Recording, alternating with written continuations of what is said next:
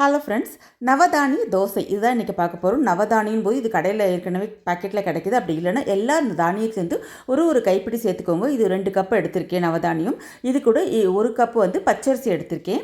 இந்த 3த்துக்கு ஒரு 1/4 கப் உளுந்து சேர்த்து நல்லா தண்ணி விட்டு அலசி 8 மணி நேரம் போல் ஊற வச்சு ஒரு மிக்சி ஜாரில் வடிகட்டி சேர்த்துக்கலாம். இப்போ இஞ்சி, கொத்தமல்லி, கருவேப்பிலை, காஞ்ச மிளகா இதை சேர்த்து நல்லா மை போல் அரைச்சிக்கலாம். உப்பு சேர்த்து அரைச்சிக்கோங்க. நீங்கள் கரகரப்பாகவும் அரைச்சிக்கலாம், இல்லை மை போலவும் அரைச்சிக்கலாம். இது கூட மஞ்சப்பொடி, சீரகம், பெருங்காயம் எல்லாத்தையும் நல்லா கலந்து விட்டு இதை உடனே தோசையாக நீங்கள் சுட்டுக்கலாம். நீங்கள் ஃபெர்மெண்டேஷன் பண்ணணும் அவசியம் கிடையாது. ஸோ இப்போ சூடான கல்லில் நல்லா மெல்லிஸாக தோசை விட வரும். உங்களுக்கு அருமையாக இருக்கும் இந்த தோசை.